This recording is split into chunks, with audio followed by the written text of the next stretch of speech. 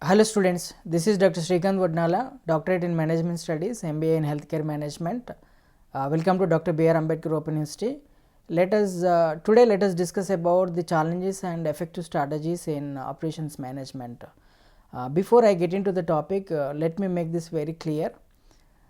Usually when any individual, they think about hospital, they think about doctor, they think about medicine, they think about surgery. But let me tell you one thing, the most of the hospitals, if that is failing, it is not just because of doctors, it is not just because of their other things, it could be mainly because of their operational challenges, operational breakdowns. So that is the reason our operations management is so important, and especially for hospital administrators, it is essential for us to understand what are the challenges and what are the effective mechanism to overcome these challenges. So let us get into it. We are not going to discuss about the theory, because the hospital management, hospital operations is not about a theory. It is all about the practical instances. When a patient comes, he comes with the emotion. When a patient comes, he comes for the treatment. So every patient, every process is different. Unlike you go a manufacturing unit, there is a standard way of getting the raw material, whereas when we are talking about the hospital, every patient, their disease burden is different, their body reciprocating to the clinical treatment is different. Therefore every day you have a new challenges, every day you have a mechanism to control these new challenges and overcome the operational inefficiencies. So let us try to understand some of the objectives in operations management, that the structure, how the hospital is structured. So there are different people, the different stakeholders in the hospital. Let us see, if you are talking about a multi-store, a clothes store, a 5-floor building available outside the hospital, similar to the structure, what is the number of manpower that we do see? We hardly see 50 to 100, but when we are talking about the same 5-floor building of 100 bedded, we see around 400 to 500 manpower. The reason we having, so manpower is the biggest strength. Since there are multiple manpowers, multiple activities involved in the manpower, there are high chances there is a coordination error, there is a communication error, therefore it lead to the operational chaos. So since there are multiple people involved, it is essential for us to understand the operational structure in the hospital and identify the operational risk and the bottlenecks. So whenever we need to understand the risk, we need to understand the process, we need to map the process right from the patient entry. In last session, in OPD session, that we talked about the different activities when patient comes in for the outpatient, what are the sequential activities. Just to reiterate, when the patient comes from the outpatient, comes for the outpatient department, the registration, the billing happens, then I meet the clinician, then the necessary investigations are advised, he goes to the diagnostic, get the investigation done, come back with the report and meet the consultant. If there is a admission requirement, then he will suggest for the admission, then he gets into the inpatient. When he comes for the inpatient, so there is the initial assessment happen, there are DMOs, there are nurses, there are security guys, there are maintenance team. So there are multiple stakeholders and the multiple processor actually happens. So there is a dietitian who comes for the diet, and there is a DMO who understand your ongoing clinical changes and report to the primary consultant on a periodical basis. There is a nurse who continuously monitors you and infuse the medication as prescribed by the primary consultant. When we got to understand the different processes and map it, when we are mapping the services, there are different risks involved as the different stakeholders are involved, and we need to overcome these bottlenecks in order to have a better effective operational management. So link these operations with the finance.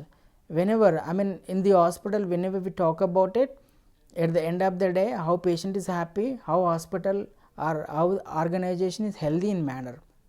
And in link with the quality indicators, the quality indicators will allow us to understand where you stand and where you want actually focus.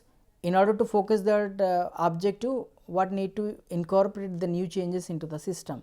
So that is how it is essential to link your operations with the finance and the quality. So The improvement strategies, how we will understand, as I said, the flow of patient, the flow of material. So, when we talk about operations, it is not just about the patient, we also need to understand about the material. Let us say a daycare chemotherapy patient got admitted at 8 am, but if the medicine is not available on time, and if it comes after 4 or 5 hours of admission, how that it would be.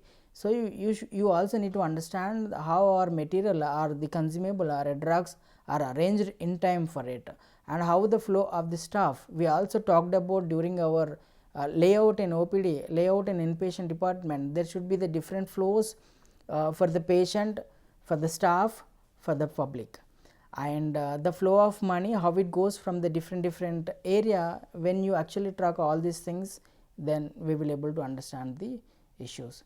So, what exactly that we are trying to understand? It is the systemic coordination of a people. What does it mean?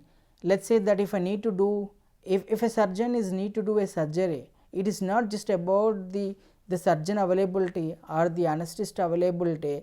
It is also, we need to take care of the OT technical team, OT nurse, your scrub nurse, your circulatory nurse, your sterile material availability, your concerned drugs and consumables availability, your implants, if there is any implant availability. So, there is so many, there could be a requirement for the blood products.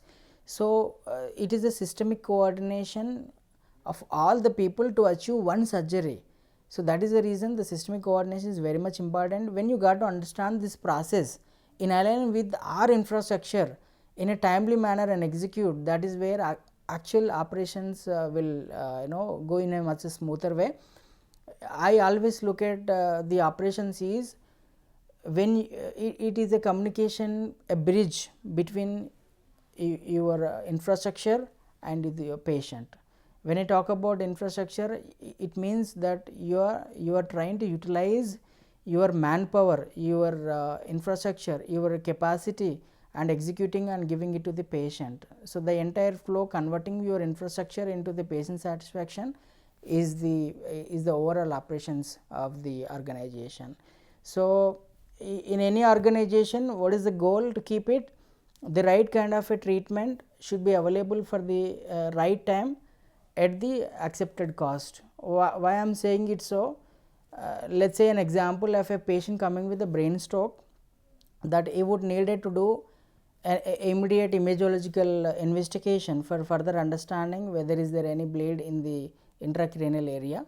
If that is so, then he might need to get operated on emergency basis. When you do not have a proper mechanism of keeping, getting the evaluation done on a timely basis, if your neurosurgeon is already, or if your surgeon is already stuck up in some other case, then your entire system goes. So, we will end up in losing the window period of the patient. Therefore, there are chances to lose the patient is more high. So, therefore, hospital operations is the backbone for any organization, and as I said, so when it compared to the manufacturing unit versus hospital, there is a predictable outcome. Let us say in a day that you will tell that I need to produce 100 units of so and so product, whereas when it comes to the hospital, there is no predictability, and the standard output more or less same for the product when it comes to the manufacturing, but hospital we never know which patient responds on medicine and in what situation that they have come, because every individual has got their own mechanism to respond on a medication. The standard medication may remain same, but the output of the patient comes on the different scenarios, taking their other comorbidities or maybe other situation into consideration.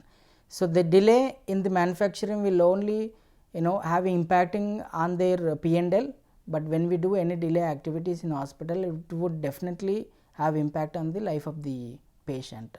So, it is not at all a machine driven as like in manufacturing, it is always a human driven approach.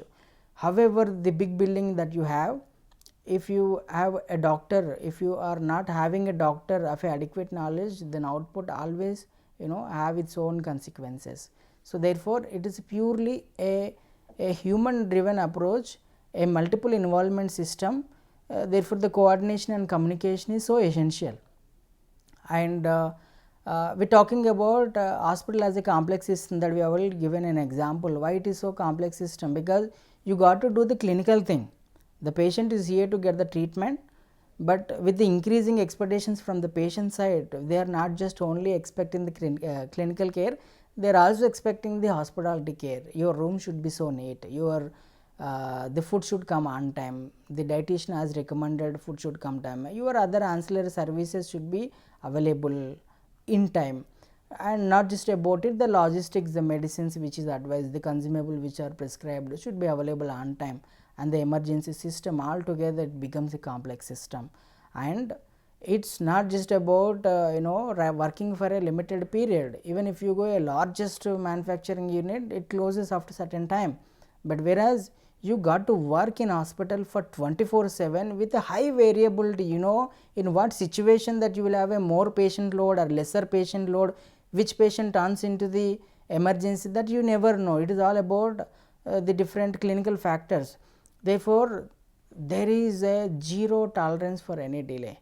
The delay means we may lose the patient, and therefore, we should have a policy of a zero tolerance for any delay in any services. So, if you need to understand the operations in a core dimensions, I would prefer to mention in this way. One is the patient flow, other one is the capacity management, which tells that you have certain let us say that you got a robotic services, you have a transplant, you have a high-end ICUs, you have ECMO and all other services, and how effective that you are able to utilize your infrastructure capacity to the patient and your workforce productivity. Having it said, so you have an adequate number of people, but having placed in a different working pattern without considering your peak working hours or high occupancy in particular floors and ICUs will again have a productivity related issues. So, the infrastructure utilization is again the responsibility of the operations guy, that we should ensure it. Let it say that your operation theater utilization, if your operation theater starts by late, or if there is a delay in between the two surgeries, there is a ideal time in between the surgeries due to lack of proper scheduling.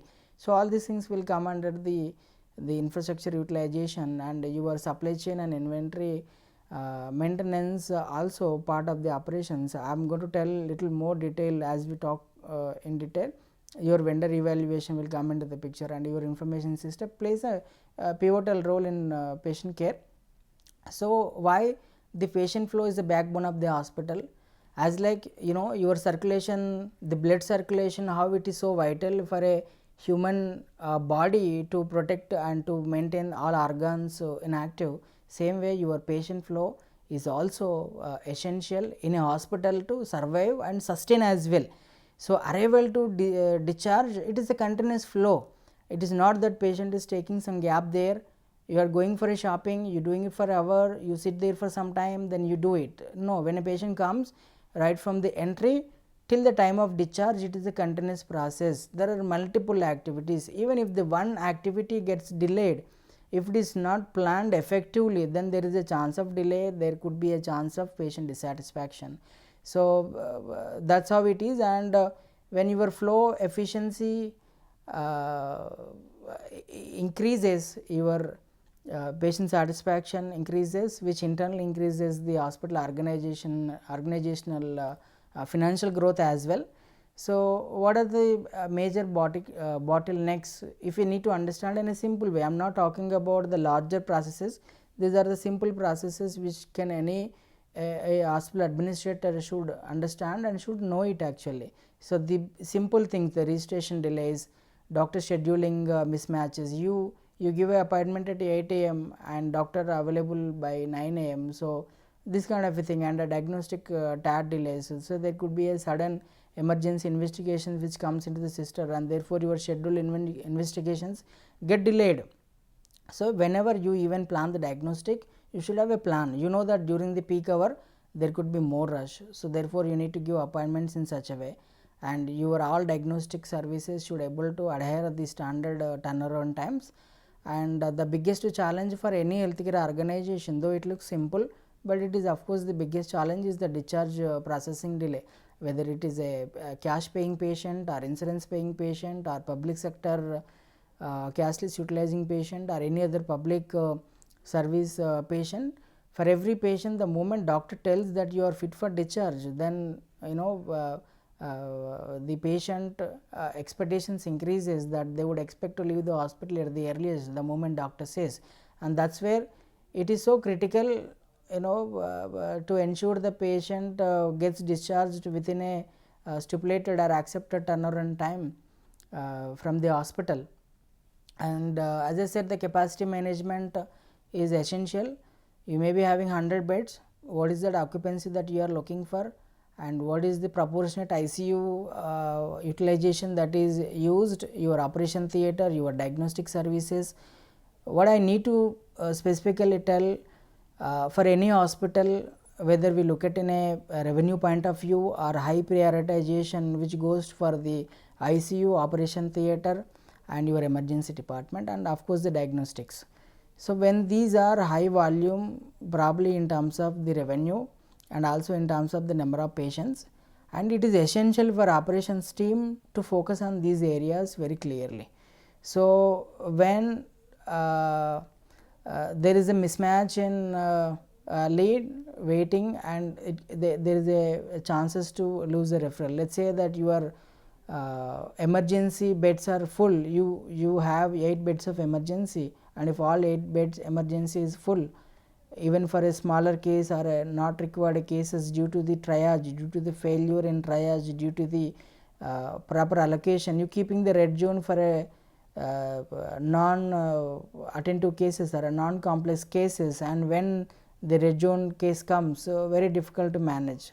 Therefore, you should able to adhere the processes, and you should able to forecast the demand. That let us say that you have a doctor where is a very well known and his OPD timings are so and so, and you also know that the peak OPD timing hours, whether it is in the morning so and so time or evening time, when you know, when you are able to forecast the high demand for particular services, that you should able to keep the excess manpower or excess other required things in the place to take care of those needs.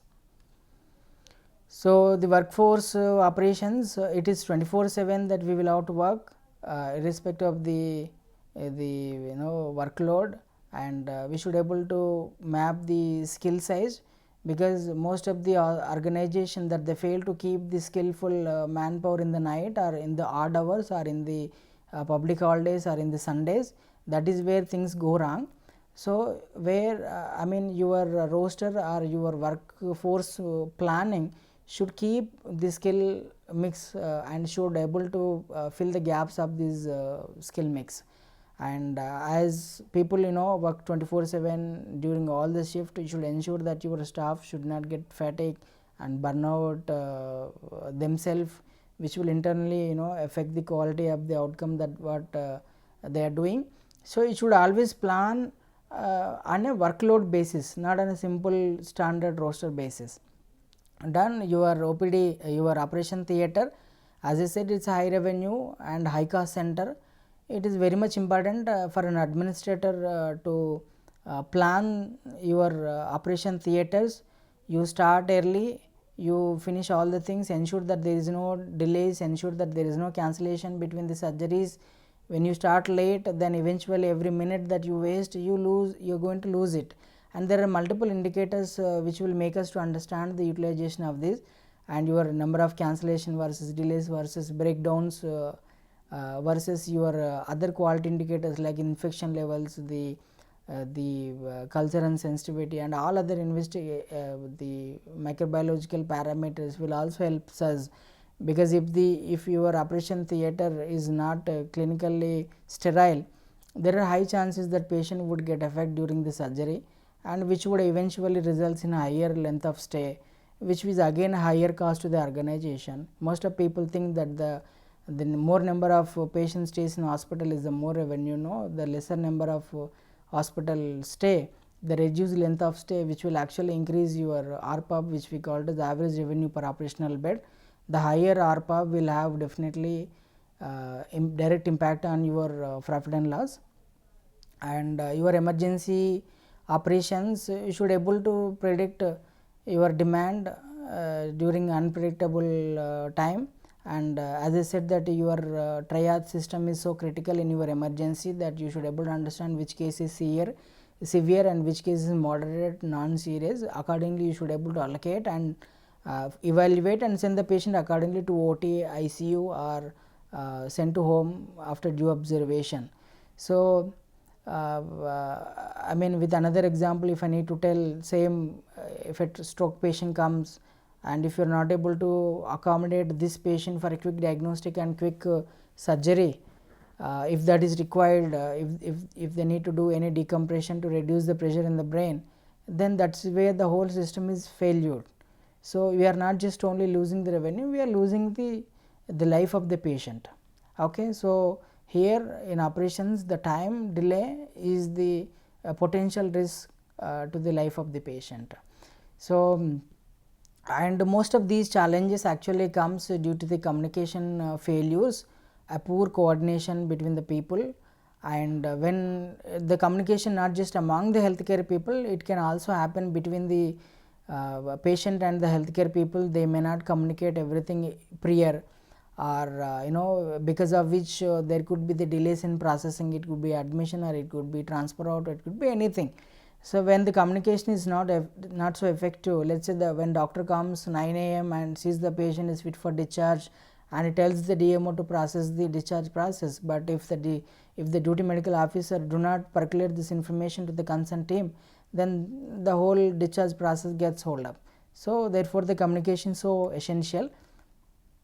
And always where we stand, where we need to go, who tells customer? Customer is always king, as many people said. So whatever customer says that they have problem, whether it is during the hospitalization or once the patient get discharged, we always prefer patient to convey their feedback during the hospitalization, and the experiences that you should ensure between each services, and to ensure that we close the gaps between it, right. So the opportunity loss, as operations guy, you should know how many patients are coming every day. If there is a chance for me to review, I will do everyday review, every week review, which tells how many patients are coming for consultation, for how many patients are investigations are advised, how many are getting done at our hospital, or what is the revenue which we are losing because of the service not availability, or patient going out because of no proper communication from our team. So these are all opportunity loss which are essential for operations guy to understand. And as I said, it is not just about the patient care, we also need to understand about the hospital supply chain, whether it is a drug, consumable, implant, or oxygen supplies, or sterile supplies, or equipment spares. All these things are actually helping the organization and the patient to avail the services in time. If these materials are not available on time, which would definitely impact the overall patient care. And the control mechanism, so since some of the material are high cost, and we divide this inventory into the different category, there are many ways to understand it. The predominant ways to understand it is ABC category and VED. High, A mean high, B medium range, low cost, C is low cost, VED is vital and essential and desired. So the high cost, I mean usually we don't have to keep the desired product when it is a high cost. The combination of A, D is absolutely that which we can avoid. It is not just about keeping the material readily available for patient, it is also essential for us to understand whether this material is going to be the dead stock for us, or is it going to incur extra expenses for the organization, is also need to understand by the administrator. When you do all these things, it is not just a manager, you become the leadership, you become the hospital leader to rule it. So the category of A, high cost and vital, are top priority, which need to be have a tight control on it. And the low cost material and vital, yes, we should maintain the safety stock. Low cost and vital, always that we should make it available. High cost and low priority, which we can avoid. So this is all about the inventory management in a short way, that if we can able to understand. and your vendor evaluation. There are certain services which are not available. So hospital mean you having a building, you having doctor, nursing and all the staff. It is not just alone sufficient for you to run. There are many more people that you also do depend on the external people, be it housekeeping, outsourcing, or a laundry, or a biomedical, or a security, IT, waste management, medical supplies. There are many people, around 30 to 40% or at least 20% of the people are from the outside, where you depend for your own patient clinical outcome. So therefore vendor management, your vendor the coordination, evaluation, maintaining their thing is very essential. And during the vendor evaluation, having a proper governance framework, be it a service level agreement or a KPI monitoring indicator, you should have a mechanism to track weekly, monthly, periodical review with the management whether the vendor is doing appropriately or not, having the audit system in place, and they should able to escalate when things goes wrong. And of course we should also have some of the adverse event outcome as in terms of penalty, not a mandatory, but it is essential for them to keep the aligned as we expect. And some of the operational linkage, I said that we should think that every operational flow and we should link it to the financial and the quality outcomes. So the more you delay, it is waste, it could increase the cost, and which could actually the operational efficiency improves the sustainability. You will have a control and a revenue cycle management. Let us quickly see what actually revenue cycle management actually help the operational flow, or how it is important to understand the revenue cycle management in operations. Since the patient comes, from the time that patient comes till the time of discharge, there are different activities. Even post discharge, till the time that we receive amount from the insurance company, the different activities, map them and ensure that you get your amount back to the organization to maintain the financially healthy and all the things. So it is essential to understand in claim rejection rate, your authorization turnaround, discharge turnaround, your disallowances, unbilled revenue days are important to understand in revenue cycle. So if I need to tell the overall the structure and well-being of the organization, you should understand your outpatient, you should understand your operation theater, ICU flow, emergency. When you taking care of all these things, you are having control on your organization. And so your predictive operations, you should able to forecast your ICU demand or high ER demand and your OPD demand in place, so that you can reduce this crisis during the emergencies. And what I personally feel is the success mantra for a hospital administrator is take out your night shift manager reviews and observations, and get a review. Morning time, have a quick review meeting with all the people and all the in charges for 10-15 minutes, get their opinions and keep it in place. Ensure that your OT is scheduled on time and all the surgeries are taken place, your ER is ready for every emergency, and at the end of the day your patient discharge should go smoothly with a happy note. When all these things happens, and this is how that you can become a manager to hospital administrator or a leadership role. And these are some of the effective ways to mitigate the challenges in operation department. Thank you so much.